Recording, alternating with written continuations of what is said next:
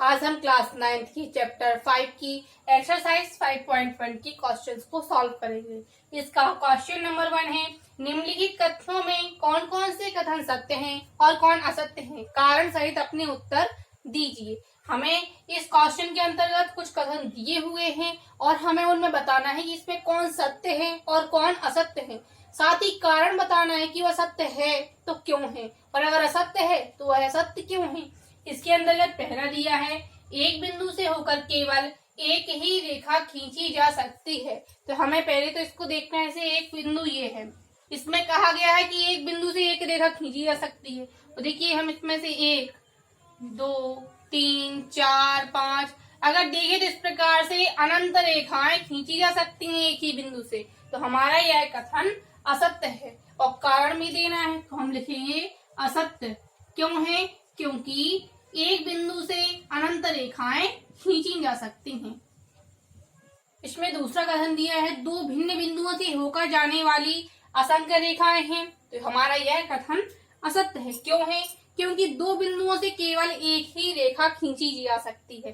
देखिए इस प्रकार से यदि हमारे कोई एक दो बिंदु हैं, तो इसमें कहा गया है कथन में कि असंख्य रेखाएं खींची जा सकती हैं।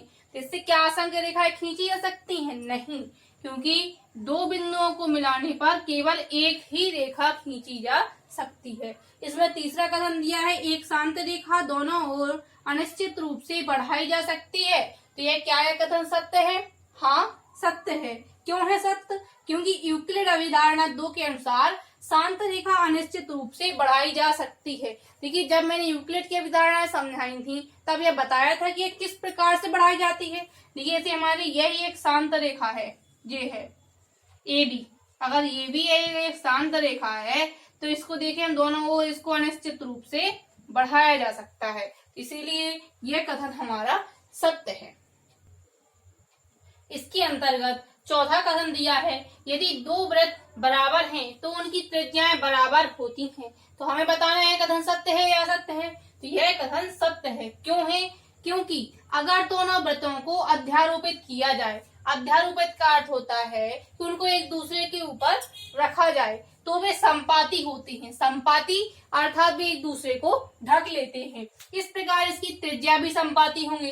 देखिए जब वृत्त ही संपाती हो जाएंगे तो उसकी त्रिज्या तो संपाती हो ही जाएगी। अतः यूक्लिड अभिधारणा से यह संपाती होंगे, वे बराबर होंगे तो उनकी त्रिज्याएं भी बराबर होंगी। देखिए यदि हमारे ये दो वृत्त हैं और ये एक ही त्रिज्या के हैं, यदि यानी इसकी त्रिज्या 2 सेंटीमीटर है और इसकी त्रिज्या भी 2 सेंटीमीटर है, तो इनको अगर हम एक दूसरे के ऊपर अध्यारोपित करें तो यह एक दूसरे को पूर्ण रूप से ढक लेंगे, यानी ये दो वृत्त होकर यहाँ पर एक वृत्त का ही निर्माण करेंगे। तो इस प्रकार से यह संपाती हो जाएंगे। जब वृत्त संपाती है तो उसकी त्रिज्याएं भी संपाती ही होंगी।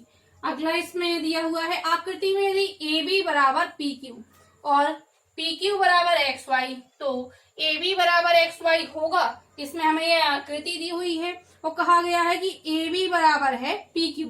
देखिए इस प्रकार से इसमें ए बी बराबर पी क्यू है और पी क्यू बराबर दिया है एक्स वाई, यानी पी क्यू बराबर दिया हुआ है एक्स वाई और कहा गया है कि ए बी बराबर एक्स वाई होगा। तो देखिए यह कथन सत्य है। क्यों है? क्योंकि हमने यूक्लिड के प्रथम विकृत के अनुसार पढ़ा था कि वे वस्तुएं जो एक ही वस्तु के बराबर हों आपस में बराबर होती हैं। यहाँ पर जब ए बी बराबर पी क्यू है और पी क्यू बराबर एक्स वाई है तो यहाँ पर ए बी बराबर आ जाएगा एक्स वाई के, और यही यहाँ पर कहा गया है, इसलिए हमारा यह कथन यहाँ पर सत्य है। इसके अंतर्गत प्रश्न 2 में हमें परिभाषाएं देनी है। तो इसमें पहली परिभाषा कहिए समांतर रेखाओं की। तो एक ही तल में स्थित इस प्रकार की दो सरल रेखाएं जो एक दूसरे को नहीं काटती हैं समांतर रेखाएं कहलाती हैं। ये एक ही तल में स्थित है और इनको आपस में अगर कितना भी बढ़ाएं हम, ये कभी भी एक दूसरे को प्रतिच्छेद नहीं करती हैं। तो वे रेखाएं जिनको आपस में कितना ही बढ़ाया जाए वे एक दूसरे को कभी काटती नहीं है, तो कहलाती हैं समांतर रेखाएं। समांतर का चिन्ह यह होता है। इसमें ए बी और सी डी ये दो समांतर रेखाएं हैं, जिसमें हम लिख सकते हैं ए बी समांतर है सी डी के। इसमें दूसरी परिभाषा पूछी है लंब रेखाओं की।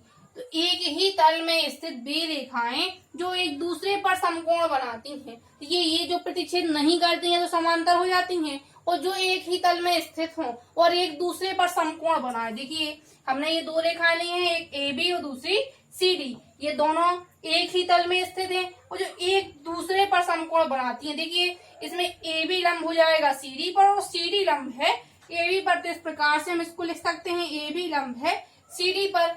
हम देखें तो यहाँ 90 डिग्री बन रहा है और यहाँ हर जगह इसमें 90 डिग्री का ही कोण बनता है, तो हमें इन परिभाषाओं को याद रखना है।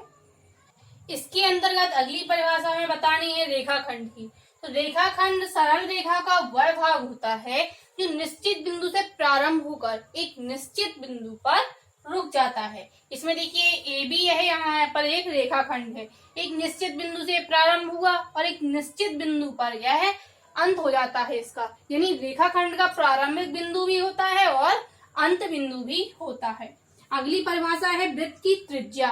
तो वृत्त के केंद्र से परिधि तक की दूरी वृत्त की त्रिज्या कहलाती है। यह हमारा एक वृत्त है और इस वृत्त का केंद्र यह हो जाएगा वृत्त का केंद्र O।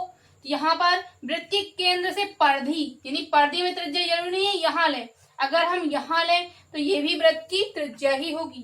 तो वृत्त के केंद्र से परिधि तक की जो दूरी होगी वह कहलाती है वृत्त की त्रिज्या। तो यहाँ वृत्त के केंद्र ने परिधि तक की दूरी करी है, यहाँ पर बी लिया है, तो ये ए बी हो जाएगी इसकी त्रिज्या।